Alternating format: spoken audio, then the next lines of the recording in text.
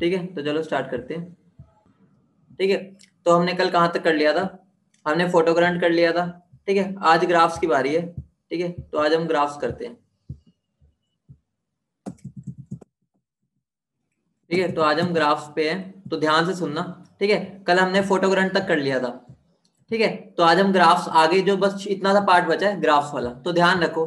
तुम्हें अच्छे से पता है, याद है ना मैं तुम्हें क्या बताया था? काइनेटिक एनर्जी सिर्फ और सिर्फ किस पर डिपेंड करती है? वो डिपेंड करती है मेरी फ्रीक्वेंसी पर। तो मतलब क्या हो गया, मैं जितनी मर्जी इंटेंसिटी बढ़ा लूं, मैं चाहे 1000 मिलियन लाखों करोड़ों फोटोन्स डाल लूं, मेरी काइनेटिक एनर्जी पे कोई फर्क नहीं पड़ेगा। समझ रहे हो? बोलो इतनी बात समझ गए? तो ये ग्राफ कैसा आएगा? कांस्टेंट। जो उसकी पहले ही से काइनेटिक एनर्जी थी वो हमेशा वही रहेगी। ठीक है, समझ गए? ठीक है, समझ गए? ये वाला ग्राफ समझ गए? ठीक है, आगे बढ़ो। बेटा तुम्हें पता है ना, तुम्हारे यस के बिना भाई मुझे धक्का नहीं लगता गाड़ी को। तुम्हारा यस आएगा तो मैं आगे बढ़ता हूँ। जल्दी बोलो, समझ गए? बोलो। ठीक है, उससे अगली बारी क्या आती है? उससे अगली बात आती है मेरी आई वर्सेस पोटेंशियल। ठीक है, मतलब करंट वर्सेस पोटेंशियल। ठीक है, तो ये ग्राफ ऐसा बनता है। ठीक है, इस बच्चे ने थोड़ा सा मिस इंटरप्रेट कर दिया। ये ग्राफ मेरा ऐसा बनता है, यहाँ पे ये और ये ऐसा। ठीक है, ये इसने यहाँ पे ब्लंट सा बना दिया, तो उसकी जरूरत नहीं है। ठीक है, तो ध्यान से सुनो ये ग्राफ कैसा बना। तुम मुझे इतना बता दो, जब मेरी वोल्टेज कुछ भी नहीं थी तो भी मेरा कुछ ना कुछ करंट तो निकलेगा ही। बोलो हाँ या ना, क्योंकि काइनेटिक एनर्जी कुछ इलेक्ट्रॉन्स के बाद तो अपनी काइनेटिक एनर्जी होगी कि वो यहां से वहां तक पहुंच जाए। इतनी बात समझ रहे हो? बोलो हाँ या ना। अगर मान लो तुम्हें अच्छे से पता है पोटेंशियल का काम क्या था, बस मेरे उन इलेक्ट्रॉन को पहुंचाना जो खुद नहीं पहुंच पा रहे, मतलब ये खुद अपने आप भी कुछ पहुंच रहे थे। ठीक है, तो मतलब कुछ ना कुछ करंट तो मुझे कुछ मिल रहा होगा, तो वो करंट है मेरा ये। ठीक है, अब एक बात बताओ, फिर जैसे जैसे मैंने पॉजिटिव पोटेंशियल बढ़ाना स्टार्ट किया, याद करो कल मैंने बताया था, जैसे जैसे मैं पॉजिटिव बढ़ा रहा हूँ मतलब मैं लालच दे रहा हूँ इलेक्ट्रॉन को। तो तुम खुद बताओ, जब मैं इलेक्ट्रॉन को लालच दे रहा हूँ, तो जो जो बच्चे, मतलब एक तरह से वही एग्जांपल मैंने दिया था, जो बच्चे यूएस जाना चाहते हैं वही निकलेंगे, या ये थोड़ी है कि वो घर से बंदों को निकाल के ले जाएगा। समझ रहे हो ना? तो जो बच्चे यहाँ पर बैठे थे, हाँ बेटा अभी स्टार्ट किया रजनीश, जो बच्चे निकल के बैठे हुए थे बस वही बच्चे आगे जाएंगे। मतलब कि क्या हो गया, जैसे मैं पॉजिटिव पोटेंशियल और बढ़ाऊंगा, तो मेरे जो बच्चे बाहर गेट पर बैठे थे यूएस जाने के लिए, वो इधर से इधर जाएंगे। अगर वो इधर से इधर जाएंगे तो मेरा क्या होगा, फोटो करंट बढ़ेगा। फोटो करंट बढ़ा बढ़ा बढ़ा बढ़ा, उसके बाद बताओ, अब जो बच्चे जाना चाहते थे वो चले गए। उसके बाद क्या मेरा वोल्टेज कुछ हेल्प कर रहा था उन इलेक्ट्रॉन को जो अंदर बैठे थे, जो भी निकले भी नहीं थे? बोलो हाँ या ना। क्या करंट उनको कुछ कर रहा था जो मेरे अंदर बैठे थे, मतलब अभी तक जो मेरे सरफेस से निकले ही नहीं थे? तो मतलब क्या हो गया, अगर अब मैं वोल्टेज बढ़ाता भी हूं ना, तो जो मेरे जो इलेक्ट्रॉन है जो सरफेस के अंदर बैठे हैं, मतलब तुम यूएस जाना ही नहीं चाहते तो वो थोड़ी चले जाएंगे। तो उसके बाद जितने जाना चाहते थे वो यहां से चले गए, जब वो चले गए तो मेरा करंट चल पड़ा। ठीक है, फिर उसके बाद तो आगे जाएंगे ही नहीं, तो ये मेरा कांस्टेंट हो जाएगा ग्राफ। समझ लो, मैं वोल्टेज बढ़ाता रहूंगा, मेरा करंट नहीं बढ़ेगा। बोलो यहां से समझ गए? इतनी बात समझ गए? यहां से यहां तक का ग्राफ सब समझ गए? बोलो यहां से यहां तक का ग्राफ सब समझ गए? क्या हो रहा है, स्टार्टिंग में जो जाना चाहते थे वोल्टेज ने उनको हेल्प की यहां तक, उसके बाद आगे वाले जाना ही नहीं चाहते, तो जाना नहीं चाहते तो मेरा वो कांस्टेंट हो जाएगा। बोलो इतनी बात समझ गए? बोलो हाँ या ना। बोलो समझ गए? जल्दी बोलो। ठीक है, उसके बाद अब नेगेटिव की बात करते हैं। देखो, ये मेरा इलेक्ट्रॉन जाना चाह रहा था, ठीक है, बिना वोल्टेज अप्लाई किए भी। ठीक है, उसके बाद बताओ, अगर मैं धीरे धीरे नेगेटिव पोटेंशियल बढ़ाता जा रहा था, तो तुम खुद बता दो, जब मैं नेगेटिव पोटेंशियल बढ़ाता जा रहा था तो मेरा करंट धीरे धीरे कम होता जाएगा। समझ रहे हो? क्यों कम होता जाएगा? क्योंकि ऑब्वियस सी बात है कि अगर मैं नेगेटिव पोटेंशियल बढ़ा रहा हूं, मेरा धीरे धीरे इलेक्ट्रॉन्स का कैथोड से एनोड तक पहुंचना कम हो जाएगा। इनडायरेक्टली मतलब अंबानी का लड़का भी अब ऑस्ट्रेलिया नहीं जा पा रहा, मतलब धीरे धीरे मेरा करंट कम होता गया, कम होता है, कम होता गया। ये तो आम आदमी, आम आदमी नहीं जा पा रहा, करंट कम हो रहा है, कम हो रहा है, कम हो रहा है। इस पॉइंट पर आकर तो मेरा अंबानी का लड़का भी नहीं जा पा रहा, मतलब कि करंट जीरो हो गया। मतलब कि अगर अंबानी का लड़का भी होगा ना, उसको भी नहीं जाने दिया जाएगा। समझ रहे हो? मतलब क्या हो गया, अब इस ग्राफ को मैं एक बार दोबारा बता देता हूँ। पहले यहाँ पर मेरा करंट क्या था, कुछ था, ठीक है, जब वोल्टेज जीरो थी, फिर जैसे वोल्टेज बढ़ाई कुछ बढ़ता गया बढ़ता गया, उसके बाद जितना जाना चाहते थे वो चले गए, उसके बाद कांस्टेंट हो गया। अब नेगेटिव में आ जाओ, धीरे धीरे जब मैं वोल्टेज को नेगेटिव करता जाऊंगा, नेगेटिव इधर से नेगेटिव हो रहा है ना, नेगेटिव करता जाऊंगा, मेरा करंट कम होता जाएगा, क्योंकि इलेक्ट्रॉन को अब मैं धक्का मार रहा हूँ, वापस जाओ, मेरे पास मत आओ, एनोड मना कर रहा है मेरे पास मत आओ। ठीक है, तो धीरे धीरे नेगेटिव नेगेटिव नेगेटिव नेगेटिव, और मेरा करंट क्या हो जाएगा, जीरो। समझ रहे हो? और इसी को हम क्या बोलते हैं, स्टॉपिंग पोटेंशियल, जहां पर मेरा करंट जीरो हो गया। समझ रहे हो? इलेक्ट्रॉन नहीं जा पाएंगे तो करंट भी जीरो। यही मेरा क्या है, स्टॉपिंग पोटेंशियल। बोलो इतनी बात समझ गए? बोलो चमका नहीं चमका? बोलो चमका नहीं चमका? पहुंच गए यूएस, पहुंच गए सब? जल्दी बोलो, यूएस की सवारी कराए सब जल्दी। अब एक बात बताओ, ठीक है, अगर अब मैं इंटेंसिटी को डबल कर देता हूँ, ठीक है, इंटेंसिटी को डबल कर देता हूँ, ठीक है, ये ग्राफ मेरा नॉर्मल है, ठीक है, ये वाला मेरा नॉर्मल ग्राफ है, ये वाला, ठीक है, ये मेरा नॉर्मल ग्राफ था, ठीक है। मान लो पहले मैं 10 फोटोन को फेंक रहा था इसके ऊपर, अब मान लो मैं 20 को फेंक रहा हूँ, तो तुम बताओ अगर मैं 20 को फेंकूंगा तो मेरा जो स्टार्टिंग में करंट होगा वो ज्यादा होगा, इतना बता दो। ऑब्वियस ही बात है, 10 से अगर 10 इलेक्ट्रॉन निकल रहे थे तो 20 से 20 निकलेंगे, वो अलग बात है। 20 में से 9 तो अपने आप चले जा रहे थे, 9 या 8 मान लो, इसमें 20 में से 16 अपने आप चले जाएंगे बिना वोल्टेज अप्लाई किए, क्योंकि भाई उनपे इतनी ताकत है, बिना किसी का जैक लगवाए चला जाए। तो मेरा पहले करंट इतना आ रहा था ऐसा, ठीक है, ऐसा आ रहा था। अब जब मैंने इंटेंसिटी बढ़ा दी, 2i इंटेंसिटी कर दी, तो मेरे करंट की वैल्यू बढ़ जाएगी इनिशियल वाली, समझ रहे हो? पहले मेरी यहाँ पर थी, अब मेरा थोड़ा सा ऊपर राइज हो जाएगा, बाकी कुछ फर्क नहीं आएगा, बाकी वही होगा। अब मैं जैसे जैसे वोल्टेज बढ़ाऊंगा मेरे इलेक्ट्रॉन जाने लगेंगे जाने लगेंगे, फिर अब जो जाना चाहते थे चले गए, उसके बाद ये कांस्टेंट हो जाएगा। और जब मैं वापस नेगेटिव में लगाऊंगा वो नीचे वापस मेरा क्या करंट कम होता जाएगा, कम होता जाएगा और जीरो हो जाएगा। लेकिन एक बात बताओ, स्टॉपिंग पोटेंशियल तो एक मेटल के लिए सेम रहेगा ना, तो स्टॉपिंग पोटेंशियल तो अभी भी वही रहेगा, समझ रहे हो ना? मतलब क्या हो गया, मेरा करंट बढ़ गया था लेकिन in the end stopping potential जो मोस्ट एनर्जेटिक इलेक्ट्रॉन था वो तो सेम ही था ना। मतलब अंबानी का चाहे एक लड़के को भेजो चाहे दूसरे लड़के को भेजो, है तो दोनों ही अंबानी। तो मतलब क्या हो गया यहाँ पर, मेरा क्या हो गया, स्टॉपिंग पोटेंशियल अभी भी सेम रहेगा, क्योंकि मोस्ट एनर्जेटिक इलेक्ट्रॉन तो अभी भी हमने रोक दिया, ठीक है। और उसकी वेलोसिटी तो 2i में भी वही रही होगी और i में भी, क्योंकि इंटेंसिटी से वेलोसिटी का कोई लेना देना नहीं होता। बोलो समझ गए? ठीक है, हाँ, ये करंट वर्सेस वोल्टेज ही है, बस हमने यहाँ पर एक इंटेंसिटी आई वाला बना दिया और एक 2i वाला। बोलो समझ गए? ठीक है, मतलब एक ही पर हमने दो ग्राफ बना दिए, जब मैंने आई इंटेंसिटी यूज किया, जब मैंने 2i इंटेंसिटी यूज किया। बोलो समझ गए? बोलो। ठीक है, बिल्कुल डिटेल में ग्राफ बता रहा हूँ, ये नहीं है कि रट्टा मार रहे हैं, बिल्कुल समझ रहे हैं कि ग्राफ में हो क्या रहा है। ठीक है, उसके बाद ये लास्ट ग्राफ है, देखो जैसे जैसे मैं इसको यहाँ पर बना लो यहाँ बना लो, एक ही बात है, जैसे जैसे मैं इंटेंसिटी बढ़ाऊंगा, ठीक है, इंटेंसिटी बढ़ाऊंगा मेरा करंट बढ़ता जाएगा, ऑब्वियस सी बात है।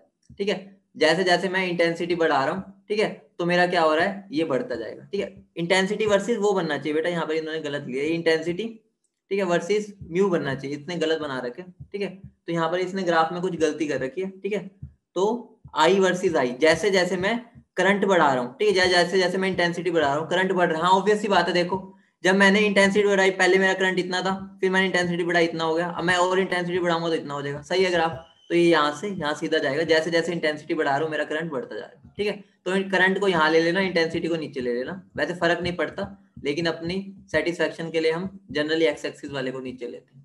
ठीक है, समझिए, देख रहे हो ना, जैसे जैसे इंटेंसिटी बढ़ा रहा हूँ, आई पर मेरा करंट ये था, फिर ये, फिर ये, फिर जैसे और बढ़ाऊंगा मेरा करंट और ऊपर चला जाएगा, फिर 4i करूंगा और ऊपर, ऐसे ऐसे बढ़ता जा रहा है। समझ रहे हो? तो मेरा ये लीनियरली डायरेक्टली प्रोपोर्शनल है। ठीक है, मतलब कि हमारा पासिंग थ्रू ओरिजिन और ये सीधा बढ़ता जा रहा है। बोलो इतनी बात समझ गए? बोलो। ठीक है, कुछ भी नहीं है बेटा, देखो जैसे जैसे मैं इंटेंसिटी बढ़ा रहा हूँ, देखो आई है, ये मेरी 2i है, तो यहाँ पे मेरा करंट कुछ ये था, फिर ये है, अगर मैं 3i कर दूंगा मेरा करंट ही हो जाएगा, 4i कर दूंगा मेरा करंट ही हो जाएगा। देख रहे हो ना, जैसे जैसे मैं इंटेंसिटी बढ़ा रहा हूँ मेरा करंट बढ़ रहा है, यहीं से इसी ग्राफ से दिख जाएगा। तो वही चीज तो ही है, जैसे जैसे इंटेंसिटी बढ़ाई है, आई को यहाँ ले लेना, ठीक है, और स्मॉल आई को यहाँ ले लो। ठीक है, तो जैसे जैसे मैं इंटेंसिटी बढ़ा रहा हूँ मेरा करंट बढ़ रहा है। ठीक है, समझ गए? बोलो। अगर कोई दिक्कत है रिकॉर्डेड लेक्चर तो मिलेगा ही, एक बार देख लेना। ठीक है, आगे बढ़े। अगला क्या है मेरा, अगला है मेरा ब्लैक बॉडी रेडिएशन। बहुत ही मतलब थोड़ा सा बहुत सिंपल टॉपिक है, ठीक है, और हम इसको बिल्कुल अच्छे से क्लियर करेंगे। ठीक है, सबसे पहले एक बात बताओ, ध्यान से सुनना, एक बहुत इंपॉर्टेंट बात बता रहा हूँ, ब्लैक बॉडी रेडिएशन इतना छोटा टॉपिक नहीं है, 5 मिनट का है, ये बहुत बड़ा टॉपिक, इसलिए हम उसको अच्छे से समझेंगे होता क्या। तुम एक बात बताओ, मान लो मैं आयरन बॉडी है, ठीक है, आयरन बॉडी को हीट करता हूँ, ठीक है, आयरन बॉडी को हीट करता हूँ, तो मेरा क्या होता है, याद करो, जब मैं इसको मान लो भट्टी में रख देता हूँ, ठीक है, भट्टी में रख देता हूँ, तुम एक बात बताओ, स्टार्टिंग में धीरे धीरे गर्म होने लगेगा, गर्म होगा नहीं होगा, इतना बताओ, बताओ गर्म होगा, होगा, बताओ गर्म होगा। तो एक बात बताओ, अगर मान लो मैंने भट्टी में इसको रखा, ठीक है, फर्नेस में रखा, मैंने इसको तुम्हारे हाथ में पकड़ा दिया 5 मिनट बाद, तो तुम्हारा हाथ जलेगा? बोलो हाँ या ना, बोलो हाँ या ना, जलेगा नहीं जलेगा? नहीं जलेगा हाथ, जिसका नहीं जलेगा वो आयरन मैन है क्या? ठीक है, तो मतलब हमारा हाथ जल जाएगा। क्यों जल जाएगा? क्योंकि हमारा जो आयरन है ना, ये रेडिएशंस को एमिट कर रहा है, ठीक है। तो हर एक बॉडी की टेंडेंसी होती है हर एक टाइम पर कुछ ना कुछ रेडिएशंस को एमिट करता है। अब बात आती है कि सर हमें तो क्यों नहीं दिख रही? बेटा, हमें वही रेडिएशन दिखती है जो विजिबल रेंज में होती है। जब ये और हीट होता है ना, जब ये और हीट होता है, जब ये विजिबल रेंज में आ जाता है, जब इसकी टेम्परेचर बढ़ने से, क्योंकि तुम्हें पता है टेम्परेचर बढ़ेगा तो मेरी क्या एनर्जी बढ़ती है, ठीक है। तो जैसे जैसे मैं इसको ओवर हीट करता हूं तो मेरे इसके अंदर क्या होता है, ध्यान से सुना, धीरे धीरे जब ये विजिबल रेंज में आने लग जाता है तो फिर ये जाकर कलर एमिट करता है। समझ लो, मतलब एनर्जी हर टाइम पे एमिट कर रहा है। विजिबल रेंज वाली एनर्जी जब एमिट करता है तो ही हम देख पाते हैं, ठीक है। जब हम हाथ पर गरम गरम फील करते हैं ना, उस टाइम पर वो IR रेडिएशन एमिट कर रहा होता है जनरली, ठीक है। मतलब एक बात दोबारा बता दूं, हर टाइम पर बॉडी सारी रेडिएशन एमिट करती है, समझ रहे हो। मतलब कि ये नहीं है खाली IR कर रही है, बाकी सब भी कर रही है, लेकिन जिसकी मैक्सिमम इंटेंसिटी होती है ना, हमें वही चीज फील होती है, ठीक है। मतलब क्या होगा, जब हमें हाथ में गरम गरम लग रहा है ना, मतलब कि अगर मान लो मैंने गरम लोहा उठा लिया, तो अगर मेरे हाथ में गरम गरम लग रहा है तो मतलब इस टाइम पर IR रेडिएशंस की इंटेंसिटी सबसे ज्यादा है। IR रेडिएशंस का हीटिंग इफेक्ट का शो करने का काम होता है, ठीक है। जैसे जो हमारी विजिबल रेंज वाले हैं उनका मतलब हमारी आंखों को दिखने वाला काम है, ठीक है। माइक्रोवेव जो होती है वो हमारे ओवन में काम आती है, ठीक है। रेडियो वेव हमारे सिग्नल में काम आती है, ठीक है। हाँ, तो हमारा क्या होता है, हर पॉइंट पर हर टाइम पर सारी इंटेंसिटी निकल रही होती है। एग्जांपल देखो, मान लो मैं एक शेक बना रहा हूँ, ठीक है। मम्मा गए हुए हैं, ठीक है, तुम्हारे घर में कहा तुम खुद शेक बना के पी लो, ठीक है। आता है किस किस को? तो तुमने सोचा मैं मैंगो शेक बनाऊंगा, ठीक है। मैंगो शेक बनाने गए, तुम गए अंदर किचन में, वहां पर मैंगो एक पड़ा है, ठीक है। मैंगो एक पड़ा है, लेकिन उससे तुम्हारा काम नहीं बढ़ेगा, मतलब छोटा सा मैंगो पड़ा है, बहुत छोटा सा है, ठीक है। तो तुमने साथ में क्या किया, तुमने पपाया पड़ा था, पपाया काट के इसमें डाल दिया, ठीक है। अब तुम मुझे बता दो इसके अंदर तुम्हें किसका टेस्ट आएगा? मतलब अगर पपाया तुमने बहुत ज्यादा डाल दिया और मैंगो भी डाला है तो तुम्हें टेस्ट किसका आएगा, जल्दी बता दो। ऑब्वियस सी बात है, पपाया का आएगा, मैंगो का आएगा नहीं। लेकिन ऐसा तो नहीं है ना कि मैंगो नहीं है उसमें, इतना बताओ। ऐसा तो नहीं है मैंगो नहीं है उसमें, बोलो समझ रहे हो। मैंगो है, तुमने खुद ही डाला है, लेकिन तुम्हें पता नहीं चल रहा है। क्यों? क्योंकि उसकी इंटेंसिटी बहुत कम है। बोलो समझ रहे हो नहीं समझे? बोलो समझे नहीं समझे? समझ रहे हो?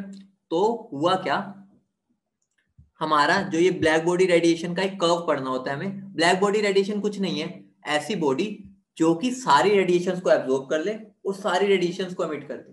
समझ रहे हो? मतलब ये एक ऐसी बॉडी हमने इमेजिन कर रखी है हाइपोथेटिकल, कि जिसकी टेंडेंसी हो जितनी भी रेडिएशंस आ रही हो सबको अपने पास रख ले और थोड़ी देर बाद उनको छोड़ दे, ठीक है। उसी को हम ब्लैक बॉडी बोलते हैं, ठीक है।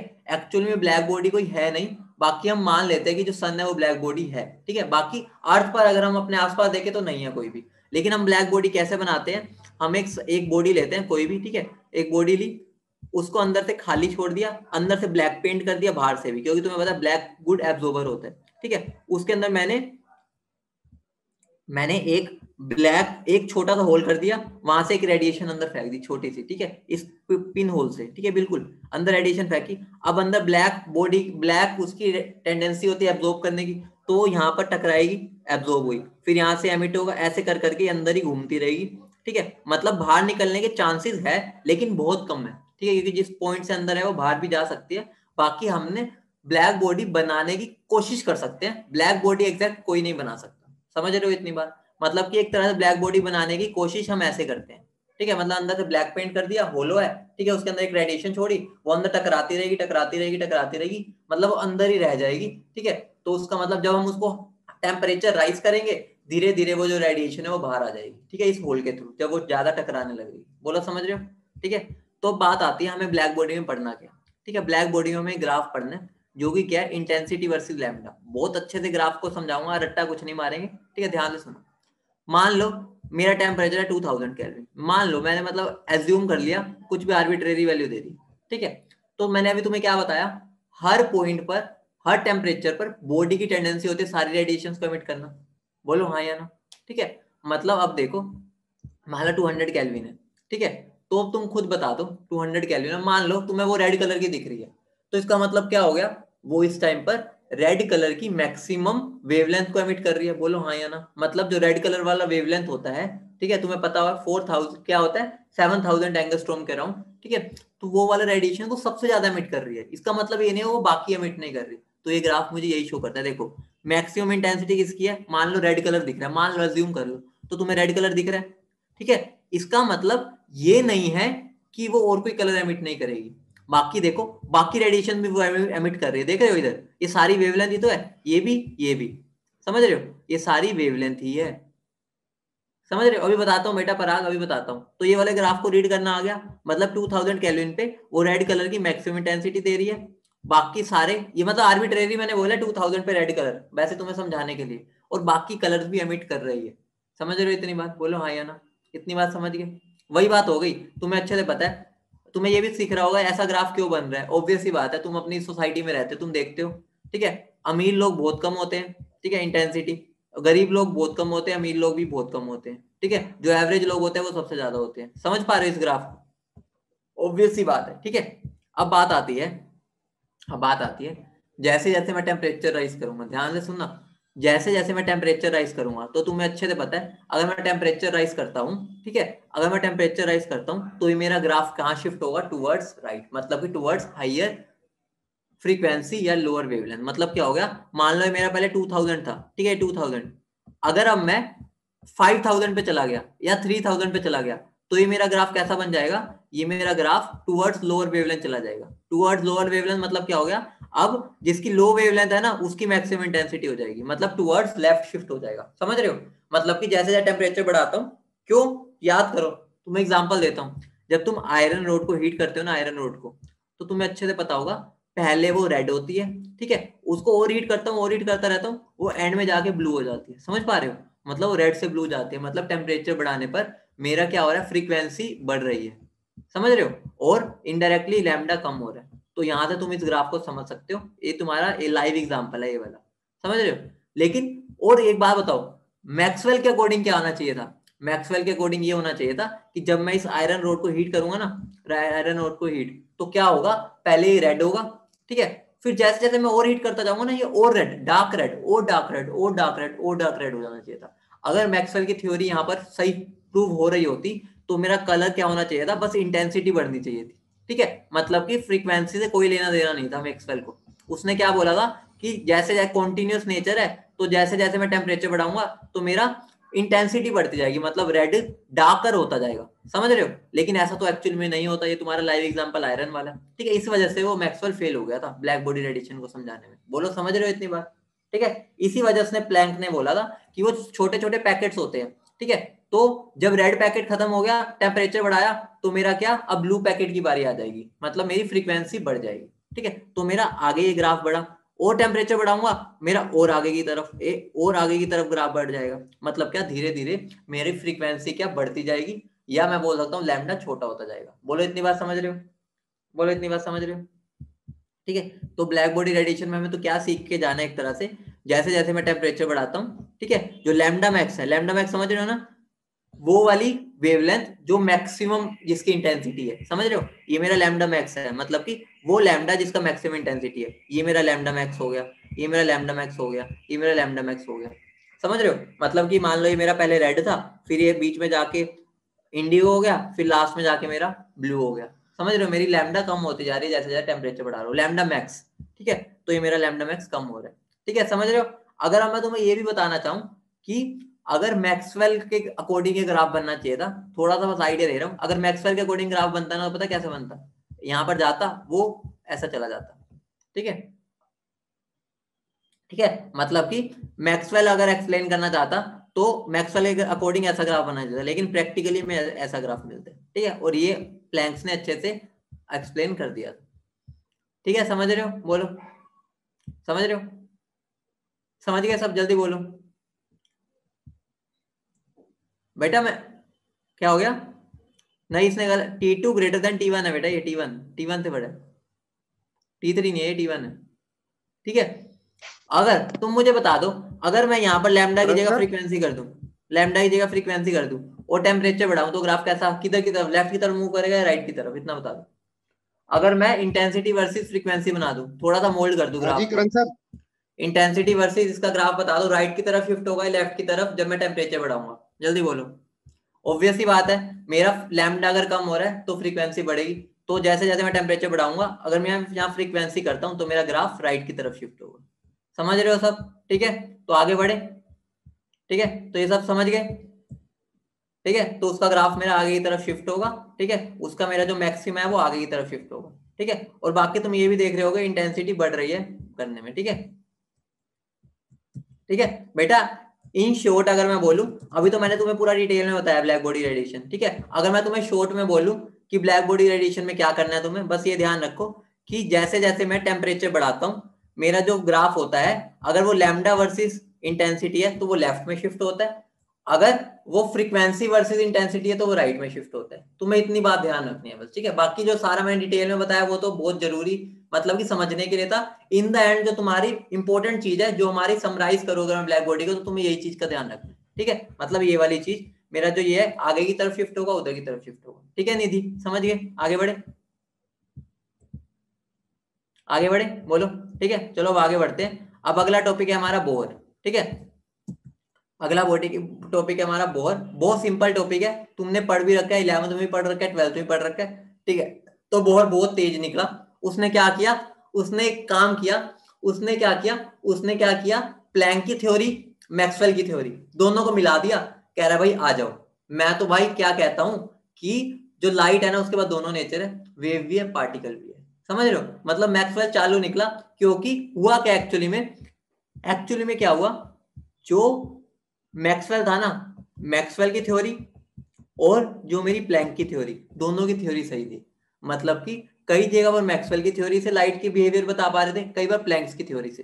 तो इन द एंड बोहर ने क्या किया, बोहर ने क्या बोला, लाइट का ड्यूअल नेचर है। ठीक है, वो वेव की तरह भी एक्ट करती है और पार्टिकल की तरह भी एक्ट करती है। बोलो समझ रहे हो? मतलब कि उसके दोनों तरह के नेचर होते हैं। लेकिन ध्यान रखना, बोहर का एटॉमिक मॉडल सिर्फ और सिर्फ हाइड्रोजन एटम और हाइड्रोजन लाइक स्पीशीज के लिए ही है। हाइड्रोजन लाइक स्पीशीज मतलब क्या होगा, जिनमें एक ही इलेक्ट्रॉन हो। समझ रहे हो? मतलब जैसे helium plus, lithium 2 plus, beryllium 3 plus.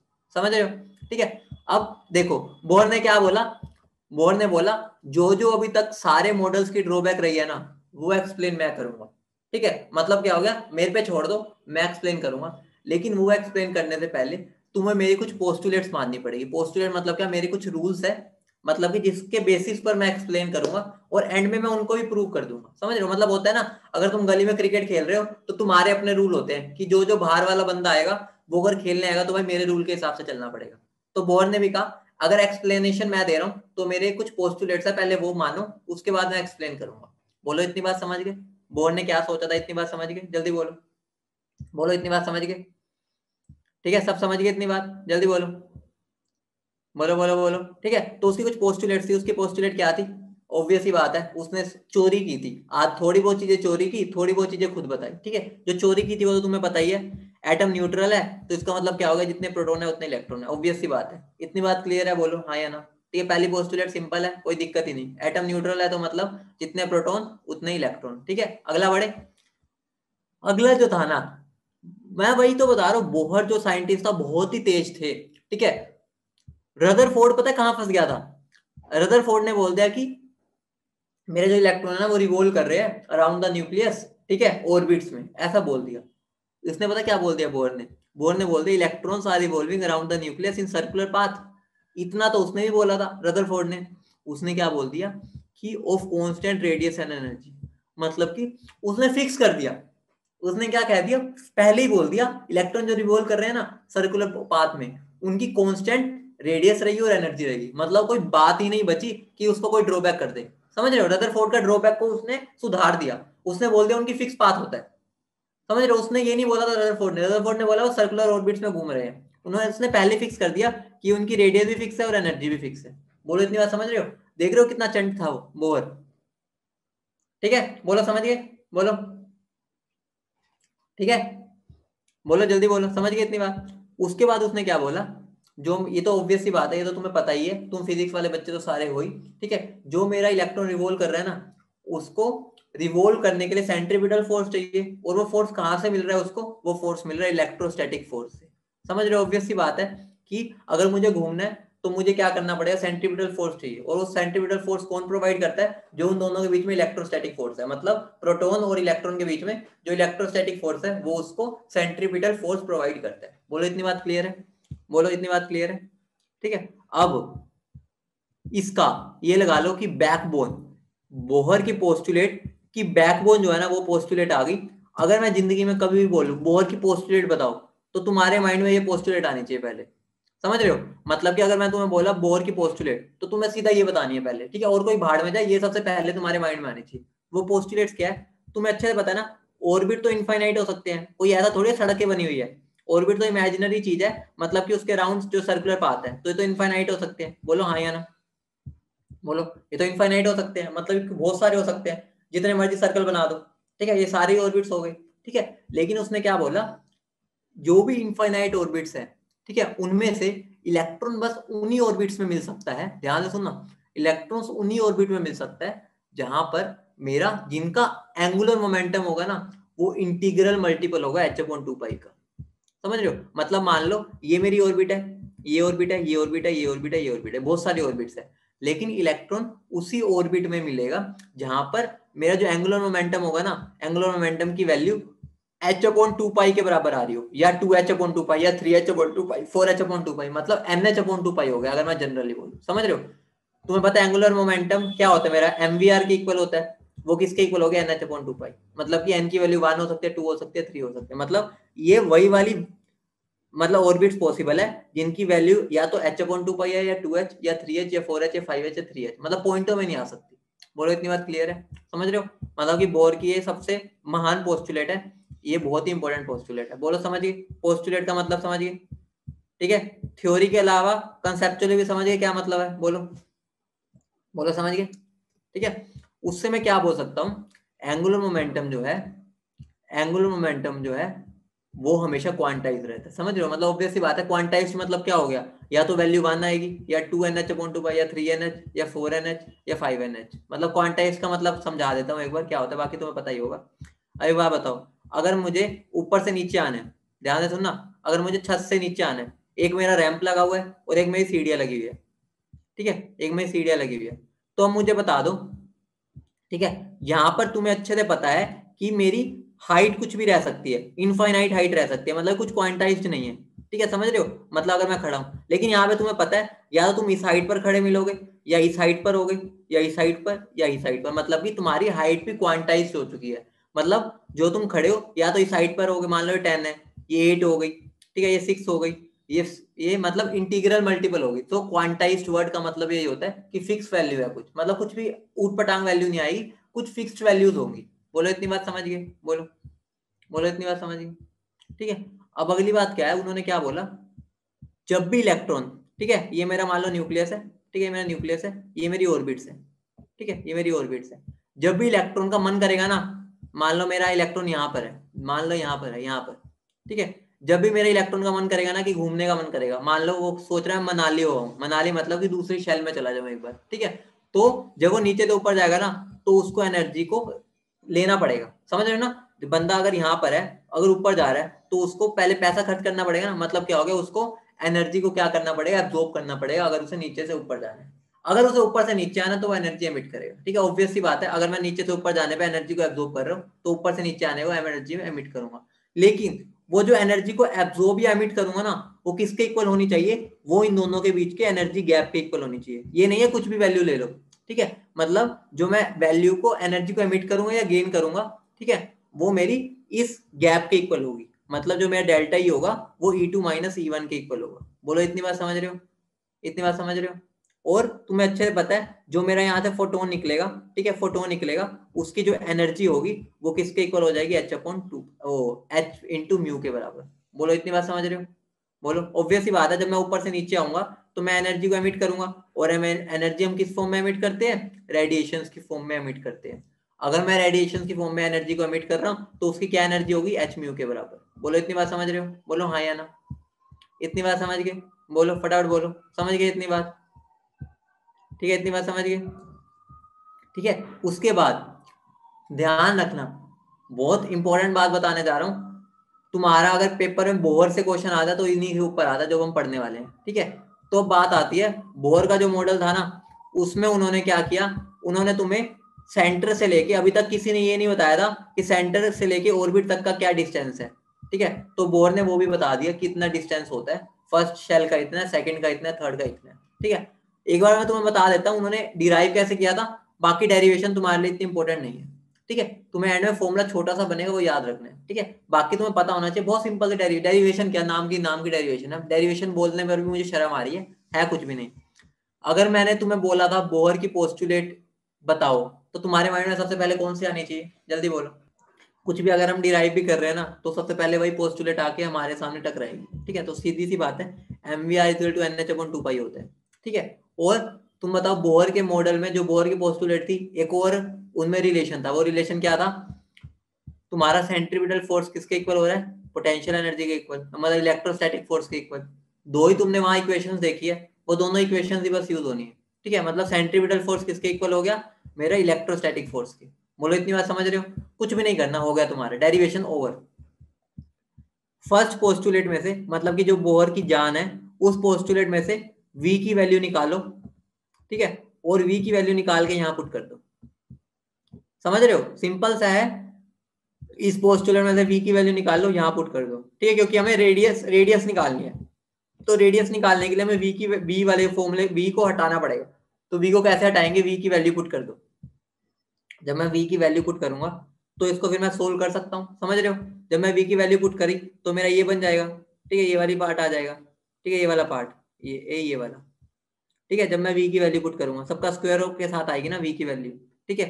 उसके बाद देखो, जब मैं इन सबको सोल्व कर दूंगा तो मेरा r ये बन जाएगा, ध्यान से सुनना, r मेरा ये बन जाएगा। बोलो समझ रहे हो, एक बार ट्राई करना खुद, उसके बाद कभी जिंदगी में नहीं करना पड़ेगा, एक बार जरूर ट्राई करना, तभी तुम्हें याद रह होती है चीज, ठीक है। तो r की वैल्यू ये बनेगी, ठीक है। उसके बाद देखो, एक बात मुझे बताना, क्या तुम्हें m जो होता है वो कांस्टेंट रहेगा इलेक्ट्रॉन के लिए, बोलो हाँ या ना। मास ऑफ इलेक्ट्रॉन क्या रहेगा, कांस्टेंट रहेगा, ठीक है। h की वैल्यू कांस्टेंट होती है, 4 कांस्टेंट है, पाई कांस्टेंट है, मास कांस्टेंट ही है, k की वैल्यू कांस्टेंट होती है, वही 9 × 10⁹ होती है जो, ठीक है, 1/4 पाई एप्सिलॉन नॉट जो हम पढ़ते हैं। और E की वैल्यू भी चार्ज ऑफ इलेक्ट्रॉन में कांस्टेंट होता है, मतलब कि ये सारी टर्म्स कांस्टेंट होगी, ठीक है। अगर ये सारी टर्म कांस्टेंट होगी तो मैं इन सबको अलग कर सकता हूँ, ठीक है। और n और z मेरे वेरिएबल है, उनको अलग कर दो, ठीक है। जब मैं इनको अलग करूंगा, अगर एक बात बताओ, ये सारे कांस्टेंट्स है तो मैं इनकी वैल्यू निकाल सकता हूँ, ध्यान देना। अगर ये सारे कांस्टेंट है तो इनकी वैल्यू निकाल सकता हूँ। जब मैं इसको सोल्व करता हूँ इन सबको, तो मेरी वैल्यू आती है 0.529, ध्यान रखना, 0.529 एंगस्ट्रोम। अगर हम इसको बात करें नैनोमीटर में, तो मेरा क्या बन जाता है वो, अगर मैं नैनोमीटर में बात करूं 5.29, ठीक है। अगर पिकोमीटर में करें तो मेरा वो बन जाता है, ठीक है। तो हमें एंगस्ट्रोम में याद रखना, ज्यादा जरूरी नहीं है, ठीक है। तो 0.529 एंगस्ट्रोम बन गई इसकी वैल्यू, साथ में n²/z, ठीक है। तो मेरा आर नोट क्या बन गया, आर नोट का मेरा छोटू सा फॉर्मूला बना, ठीक है, आर नोट नहीं सॉरी, आर का, ठीक है। तो मेरा आर एन मतलब nth रेडियस क्या बना, 0.529, ठीक है, 0.529 इंटू n²/z। तो तुम्हें यही फॉर्मूला ध्यान रखना है। बोलो इतनी बात समझ रहे हो, n क्या है मेरा शेल, z मतलब है मेरा कौन सा एलिमेंट है। बोलो इतनी बात समझ रहे हो। एक बात का ध्यान रखना, ये जो 0.529 है ना, हम इसको बोर फर्स्ट रेडियस बोलते हैं। खुद बताओ, अगर मैं n की वैल्यू भी 1 पुट कर दूं, z की वैल्यू 1 पुट कर दूं, और n की वैल्यू 1 है तो ये r1 बन गया।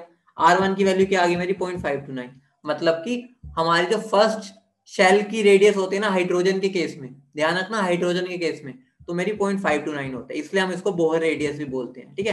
तो 0.529 मेरी बोहर रेडियस होती है, ठीक है, समझ रहे हो, ठीक है। और हम इसको डिनोट आर नोट से कर देते हैं, ध्यान रखना, आर नोट मतलब r0 नहीं है, आर नोट मतलब बस है फर्स्ट शेल की रेडियस, उसको हम आर नोट बोल देते हैं। बेटा रेडियस की यूनिट एंगस्ट्रोम में आएगी ना, अगर हमने ये एंगस्ट्रोम में लिया है तो मेरा जो वैल्यू आएगी वो भी एंगस्ट्रोम में आएगी, ठीक है। हाँ बेटा, ये बस सिंगल इलेक्ट्रॉन पे लगेगा, ध्यान रखना, सिंगल इलेक्ट्रॉन स्पीशीज पे लगेगा बस, और किसी पे नहीं लगेगा, बस सिंगल इलेक्ट्रॉन स्पीशीज पे लगाएंगे इसको, ठीक है। तो इस बात का ध्यान रखना। तो ये वाला फॉर्मूला बहुत इंपॉर्टेंट है, ठीक है। तो मेरा फॉर्मूला क्या बन गया, ये, इसको तो अच्छे से मार्क कर लो, नोट कर लो अच्छे से, बहुत इंपॉर्टेंट है, ठीक है। तो 0.529 को क्या हो गया बेटा, क्लास लेफ्ट हो गई किससे, अपने आप, दोबारा लॉग इन वो कर लेना, एक बार एंटर कर लें।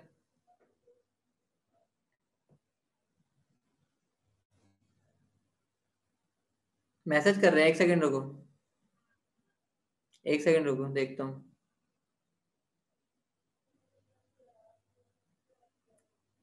बेटा एक बच्चे का कुछ इशू होगा नेटवर्क का, किसी और की तो नहीं हुई ना, एक बच्चे की हुई है, वो नेटवर्क इशू होगा उसका। ठीक है, और किसी का होता तो आ जाता, बस एक ही बच्चे का है मैसेज। ठीक है बेटा इधर ध्यान दो। ठीक है, तो ये फॉर्मूला सबको ध्यान हो गया, ध्यान रखना। हम 0.529 को बोर रेडियस भी बोलते हैं और आर नोट से भी डिफाइन करते हैं। तो R1 और R नोट मतलब एक ही हो गया। ठीक है, R नोट मतलब बोर की फर्स्ट रेडियस और R1 मतलब फर्स्ट रेडियस, ऑब्वियस सी बात है। ठीक है, तो टीचर्स का फेवरेट क्वेश्चन क्या होता है बता दो, ग्राफ वाला। ठीक है, अगर मेरा R naught 0.529 into N square by Z है, तो मैं आर को directly proportional to N square by Z बोल सकता हूँ। इतना बता दो, इतना बता दो, बोल सकता हूँ। तो अगर अब मुझे ध्यान से बताना, अगर अब मुझे प्रोपोर्शनैलिटी का साइन है, तो मैं इसकी एग्जैक्ट वैल्यू तो नहीं निकाल सकता, लेकिन मैं रेशियो निकाल सकता हूँ। तो मैं क्या बोल सकता हूँ, R1 बाय R2 जो होगा, ठीक है, मतलब कि जो दो रेडियस है, ठीक है, उनका जो रेशियो होगा वो किसके इक्वल हो जाएगा, N1 का square by Z1 divide by N2 का स्क्वायर बाय Z2। समझ रहे हो, बोलो बोलो, समझ रहे हो। तो मैं इसको कैसे लिख सकता हूँ, R1 bye R2 is equal to, मतलब मैं इसको अगर मैं रीअरेंज करूं तो मेरा ये बन जाएगा, समझ रहे हो, N1 का स्क्वायर बाय N2 का square into Z2 bye Z1। ठीक है, तो मतलब अगर मुझे कभी भी दो का रेशियो निकालना हो, ठीक है, या मतलब एक की वैल्यू गिवन है दूसरे की निकालनी हो, तो हम दोनों का रेशियो कर लेंगे और कुछ भी नहीं। बोलो समझ रहे हो। अब मैं तुमसे तो दो तीन क्वेश्चन पूछूंगा ग्राफ से रिलेटेड, देखते हैं कितने बच्चे पानी में ग्राफ को रिलेटेड। ठीक है, ठीक है, बाकी एक बार मैं तुम्हें बता देता हूँ। चलो बताना क्या बना ही हुआ है, चलो छोड़ो, अगले वाला तुम बता देना, अभी ये बता, मैं बता देता हूँ। ठीक है, अगर मान लो, ठीक है, मुझे R directly proportional to N square by Z है, बोलो हाँ या ना है। ठीक है, अगर मैं क्या करूं, जेड को कांस्टेंट कर दूं, अगर मैं जेड को कांस्टेंट कर दूं, ठीक है, तो मेरा R directly proportional to N square हो जाएगा, बोलो हाँ या ना, बोलो। ठीक है, तो ये मेरा y is equal to M X square type का ग्राफ बन जाएगा। बोलो, ये सबको पता है ना, पैराबोला वाला जो होता है। ठीक है, अगर मुझे आर एन वर्सेज एन के बीच में ग्राफ बनाना है, तो मेरा कैसा ग्राफ बन जाएगा, पैराबोला, और पैराबोला ऐसा बनता है, सबको पता है। ठीक है, लेकिन अगर मैं यहाँ पर ही एन स्क्वायर लिख दूं, ध्यान देना, अगर मैं एन स्क्वायर लिख दूं, तो अगर खुद बताओ, इतना सबको पता ही होगा, अब यहाँ पर मेरा जो एन स्क्वायर ही है वही एक्स बन गया। ठीक है, एक्स बन गया, और जो मेरा आर है, आर, वो मेरा वाई है। तो ये मेरा कैसा बन गया, X directly proportional to Y, तो ये मेरा कैसा बन जाएगा, Y is equal to M X की तरह। तो मेरा ग्राफ कैसा बन जाएगा, ऐसा। बोलो इतनी बात समझ रहे हो। ठीक है, इतना तो पता है ना, अगर एन है तो एन को एक्स मान लें, एन स्क्वायर है तो एन स्क्वायर को एक्स मान लें, जिसको एक्स मानोगे उसको एक्स लिख दो, जिसके साथ बनाना है उसको वाई लिख दो, अपने आप तुम्हारी इक्वेशन बन जाएगी, जैसे यहाँ Y equal to M X type की बन जाएगी। ठीक है, ठीक है, समझ रहे हो। मतलब क्या हो गया, जैसे जैसे एन की वैल्यू बढ़ती है, आर एन की वैल्यू इस तरह इंक्रीज करती है। मतलब ये नहीं है, मतलब खुद खुद सोच के देखो, अभी वैल्यूज निकालेंगे चलो तब पता चल जाएगा। मतलब ऐसा नहीं है, आर की वैल्यू 1 हुई तो एन की वैल्यू, तो आर की वैल्यू भी 1 हो गई, आर की वैल्यू 2 हुई, एन की वैल्यू तो आर की भी, ऐसा नहीं होता। एन की वैल्यू क्योंकि तुम्हें दिख रहा है एन स्क्वायर के डायरेक्टली प्रोपोर्शनल है, अगर ये 1 होगा तो ये 1, ये 2 होगा तो ये 4, ये 3 होगा तो ये 9, तो इस वजह से इसका ग्राफ ऐसा बनता है। समझ रहे हो। ठीक है, उसके बाद अब तुम मुझे ग्राफ बना के दे दो आर वर्सेस जेड के बीच में एन को कांस्टेंट रखते हुए। ठीक है, हमें एक ना एक को तो कांस्टेंट रखना पड़ता है। हाँ बेटा, जेड मेरा एटॉमिक नंबर है बेटा, मास थोड़ी होता है, जेड एटॉमिक नंबर है, मास कब से हो गया, ये तो ऑब्वियस सी बात है, जेड एटॉमिक नंबर है। मुझे एक बार ग्राफ बना के दिखा दो जेड को कांस्टेंट रखते हुए, जल्दी बना दो, एन को, सॉरी, एन को कांस्टेंट रखते हुए। बहुत बढ़िया, सब बच्चों को आता है, बहुत बढ़िया। देखो ध्यान से सुनो, ध्यान से सुनो, अगर मेरा r is equal to 0.529 N square by Z है, ठीक है, एन स्क्वायर बाय जेड है, तो अब तुम खुद देखो, ये मेरा पार्ट अगर मेरा कांस्टेंट हो गया, ठीक है, तो मेरा क्या बन जाएगा, r इज इक्वल टू के बाय जेड। ठीक है, अगर ये मेरा y है, ये मेरा x है, तो ये मेरा किस टाइप का बन जाएगा, y directly proportional to 1 by x। बोलो हाँ या ना, बोलो हाँ या ना। और इसका कैसा ग्राफ बनता है, रेक्टेंगुलर हाइपरबोला। बोलो समझ गए। ठीक है। अगर अब मैं तुम्हें बोलूं R वर्सेस 1/z का ग्राफ बना दो, R वर्सेस 1/z, तो कैसा बनेगा? R वर्सेस 1/z, उसका ग्राफ कैसा बनेगा वो बता दो, जल्दी बोल दो। R वर्सेस 1/z का ग्राफ कैसा बनेगा?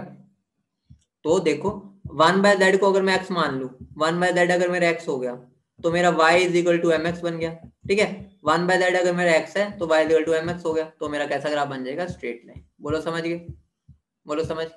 तो ये मेरा ग्राफ कैसा बन जाएगा? ये रेक्टेंगुलर हाइपरबोला और ये मेरा ऐसा। और अगर मैं स्लोप पूछ लूं इसकी स्लोप, तो स्लोप 0.529 इंटू एन स्क्वायर होगी ना, जो वैल्यू बची वो मेरी स्लोप हो जाती है। बोलो समझ रहे हो? बोलो समझ रहे हो?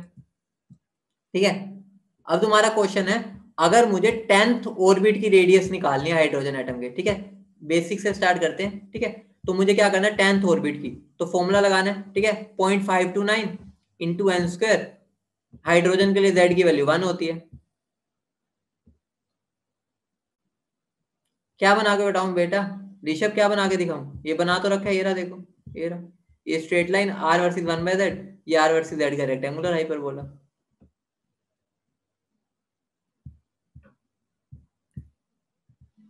ठीक है, अब ये वाला क्वेश्चन समझ आ रहा है सबको?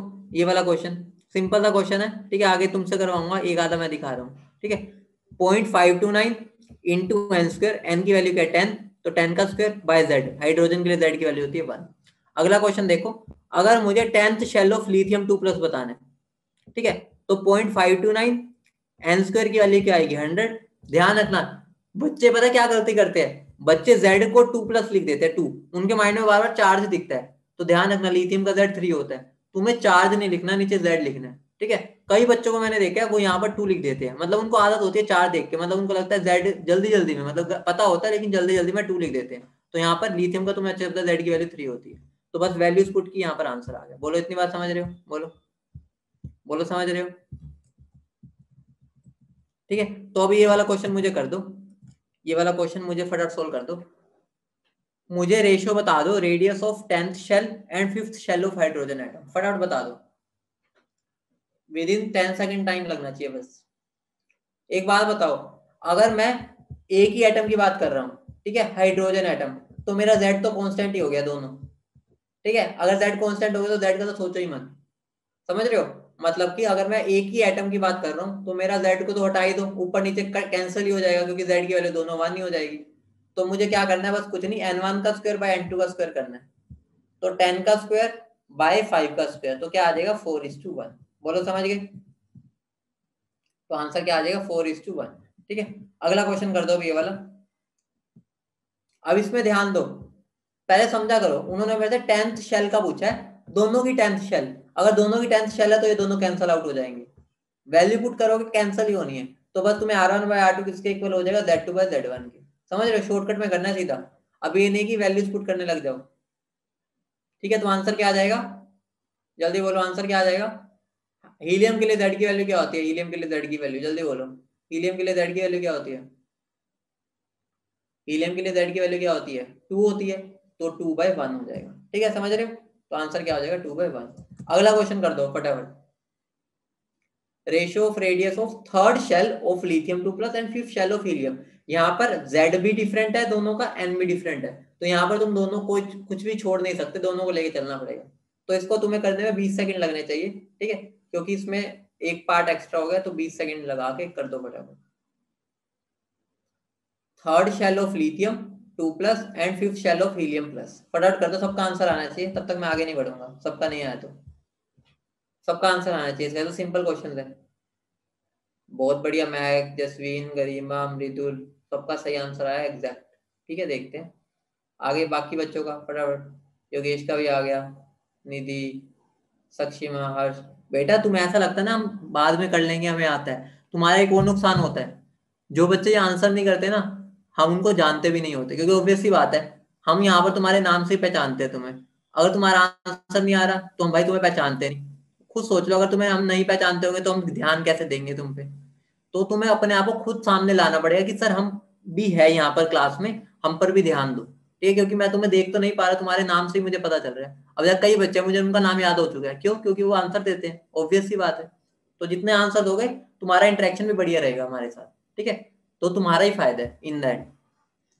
ठीक है, बाहर तुम मुझे कहीं पर मिल गए, तुम बोलोगे सर मैं हूं पंकज, मैं कहूंगा कौन पंकज, भाई मैंने तो नाम ही पहली बार देखा है सुना है, क्योंकि भाई तुम आंसर ही नहीं देते। ठीक है, तो तुम्हें बेटा थोड़ा सा इंटरेक्ट करना पड़ेगा। आप आंसर बता दो फटाफट इसका। बहुत बढ़िया, मतलब लगभग सब बच्चों ने आंसर दे दिया है, कुछ बचे होंगे ठीक है जिनको मतलब कि कुछ पढ़ाई लिखाई नहीं करनी, वही बच गए होंगे। बाकी जिन्होंने पढ़ना है, जिन्होंने ड्रॉप सोच समझ के किया, वो तो आंसर दे रहे हैं। ठीक है, जो अभी भी सीरियस नहीं ले रहे उनका ड्रॉप का फायदा ही नहीं है। ठीक है, तो बहुत बढ़िया जिन्होंने आंसर दे दिया। तो आंसर इसका क्या हो जाएगा देखते हैं। तो इसका आंसर क्या है 6/25। बहुत बढ़िया बच्चों, लगभग ये लगा लो 99.99% बच्चों का सही था, एक या दो का ही गलत आया था, कोई बात नहीं। ठीक है, अगली बात क्या है, अब वेलोसिटी निकालनी है। तुम बताओ, अगर मुझे वेलोसिटी निकालनी है तो मैं बोर की कौन सी पोस्टुलेट के पास जाऊंगा, किसके पास जाके मैं हाथ जोड़ूंगा, जल्दी बता दो। बोर की कौन सी पोस्टुलेट के पास हाथ जोड़ूंगा जाके कि मेरी हेल्प कर दो वेलोसिटी निकालने में, जल्दी बोलो। बोर की एक ही पोस्टुलेट है जो महान पोस्टुलेट है। ठीक है, तो बता दो कौन से पोस्टुलेट पे जाऊंगा मैं, एंगुलर मोमेंटम वाली। तो एंगुलर मोमेंटम देखो, पिछले क्वेश्चन में मुझे आर की वैल्यू चाहिए थी तो मैंने वी की निकाल के पुट कर दी थी, तो इसमें मैं जस्ट उसका उल्टा कर दूंगा। समझ रहे हो, तो इसमें मैंने क्या किया, M V R equal to N H upon 2 pi से आर की वैल्यू निकाल ली और ऊपर पुट कर दी। समझ रहे हो इतनी बात। ठीक है, पिछले में उल्टा किया था, जस्ट उसका रिवर्स कर दो। समझ रहे हो, बोलो। ठीक है, तो वही चीज किया, कुछ भी नहीं करना इसमें भी। इसमें कुछ कॉन्स्टेंट्स आएंगी, कॉन्स्टेंट्स की वैल्यू पुट कर दो। ठीक है, इन द एंड तुम्हारा एक फॉर्मूला बन जाएगा, बिल्कुल सेम तरीका है। वो फॉर्मूला तुम्हारा क्या बनेगा, इस कांस्टेंट की वैल्यू आएगी ये 2.188 इंटू 10⁶ इंटू Z/n। ठीक है, मीटर पर सेकंड होगा इसका यूनिट, ध्यान रखना। ठीक है, तो इनडायरेक्टली v मेरा किस पे डायरेक्टली प्रोपोर्शनल है, Z/n के। बेटा कंफ्यूज बच्चे बहुत हो जाते हैं, ध्यान रखना। जो रेडियस है वो डायरेक्टली प्रोपोर्शनल है n²/z के, और जो v है वो मेरा Z/n के डायरेक्टली प्रोपोर्शनल। ठीक है, ये बात कोई भी नहीं भूलेगा। ठीक है, इंपॉर्टेंट बात है। लेकिन एक चीज पर मैं तुम्हारा जोर डलवाना चाहूंगा। ठीक है, बहुत इंटरेस्टिंग फैक्ट है, कोई बच्चा कभी ध्यान नहीं देता उस पर। जो मेरा ये कांस्टेंट आया है, ध्यान दो एक बार इस कांस्टेंट को देखना। बेटा वो जब सेंटीमीटर होता है ना तो होता है, बेटा ये सेंटीमीटर आ जाएगा तो यहाँ 8 हो जाएगा। ठीक है, ठीक है, एक बात पर कोई ध्यान नहीं देता, इधर ध्यान दो। ठीक है, यहाँ पर v का जो कांस्टेंट आ रहा है, ठीक है, जो v का कांस्टेंट आ रहा है, एक बार उसको ऑब्जर्व करो, और एक बार जो r का कांस्टेंट आ रहा है उसको ऑब्जर्व करो। कोई बच्चा नोट कर रहा है या दिखाऊं ऊपर, नोट कर रहे हो क्या वैल्यूज, या मैं दिखाऊं। एक बार v की वैल्यू को लिख लो, नोट करो, मतलब एक बार इस पर जोड़ डालो, जो ये मेरा कांस्टेंट टर्म है उसकी वैल्यू। ठीक है, अब मैं एक बार r की भी दिखा देता हूँ, तुम मुझे बताना उसमें ऐसा क्या है जो इसमें नहीं है, मतलब ऐसी चीज क्या है जो इसमें नहीं है। अब इसमें एक बार ऑब्जर्व करना। ठीक है, एक बार इसको ऑब्जर्व करो, जो इसका कांस्टेंट वैल्यू आई है ये, इसमें ऐसा क्या है जो उसमें नहीं है। ये तुम्हारा क्वेश्चन आ रखा है बहुत बार। ठीक है, इसलिए कांस्टेंट तुम्हें पूरा याद नहीं रखना, लेकिन एक बात का ध्यान रखना, जो चीज इसमें है उसमें नहीं है। हाँ बहुत बढ़िया, मास। ठीक है, तो मतलब क्या होगा, ये देखो इसमें मास की टर्म है, लेकिन उसमें मास पे डिपेंडिंग नहीं कर रही वेलोसिटी। ठीक है, जो ये कांस्टेंट टर्म है, तो कई बार ऐसा पूछा गया है, कांस्टेंट टर्म के अंदर कुछ ऐसा पूछा था कि उसमें मास पर, वेलोसिटी में it depends on mass, electron का चार्ज, ऐसे ऐसे के वगैरह वगैरह। तो आंसर क्या है, वेलोसिटी में हमारी एम की टर्म ही नहीं आती। ठीक है, समझ रहे हो। ठीक है, तो ये वाली चीज को ध्यान रखना, चाहे वैल्यू ध्यान ना रखना। ठीक है, तो अगर मैं इसका रेशियो लेना चाहूँ तो ये बनेगा Z1/Z2 इंटू N2/N1। ऑब्वियस सी बात है, जस्ट रेशियो लेना सिखा चुका हूँ। तो इस क्वेश्चन को कर दो फटाफट। ठीक है, फटाफट कर दो, 30 सेकंड देता हूँ इस क्वेश्चन के लिए। ठीक है, 30 सेकंड दे देता हूँ, चलो इस क्वेश्चन को कर दो। बहुत बढ़िया, सृष्टि, सृष्टि का तो आंसर भी आ गया, वाह लाजवाब। देख रहे कितने बच्चे याद देते हैं। बेटा तुम इसका आंसर कैसे दे सकते हो, मैंने आंसर अगर एक की वैल्यू v की टर्म्स में दे रखे तो दूसरे की एग्जैक्ट वैल्यू कैसे दे सकते हो तुम। मैंने क्या पूछा है, 10th शेल में वेलोसिटी बतानी है हाइड्रोजन एटम की। ठीक है, अगर velocity of electron in 5th shell of helium 2 plus ion is v। बेटा मैंने v दे तो दी, तुम्हें रेशियो नहीं पूछ रहा मैं। हाँ, एक बच्चे का v की टर्म्स में आंसर आया, क्वेश्चन तो पढ़ो। रेशियो थोड़ी पूछ रहा हूँ मैं यहाँ पर, मैं तुमसे वेलोसिटी की वैल्यू पूछ रहा हूँ, मतलब इन टर्म्स ऑफ v आएगी, तो तुम मुझे रेशियो का आंसर, रेशियो के दे रहे हो, v की टर्म्स में आंसर दो ना। मैंने रेशियो नहीं पूछा इसमें। बेटा इसमें सबकी कंसिस्टेंसी नहीं आ रही, मतलब कि ये लगा लो 70% ने एक आंसर दिया, 20% एक आंसर दे रहे हैं, 5% कुछ और दे रहे हैं, 5% कुछ और। तो आंसर देखते हैं क्या है। तो आंसर है मेरा v/4। मतलब जो 70% ने दिया था वो सही था, बाकी जो ये उल्टे पुल्टे आंसर दिया जिन्होंने, किसी ने v4 दे दिया, किसी ने v/2 दिया, ठीक है, तो वो थोड़ी सी गलती कर गए, देख लेना एक बार, ठीक है, समझ रहे हो। जो पढ़ना चाहता है वो उसका आंसर मुझे मिल ही रहे हैं, जो नहीं पढ़ना चाहता वो तो भाई अब क्या करें उसका, ठीक है, वो इतना बड़ा हो चुका है, उसे अपना भला खुद सोचना पड़ेगा, ठीक है।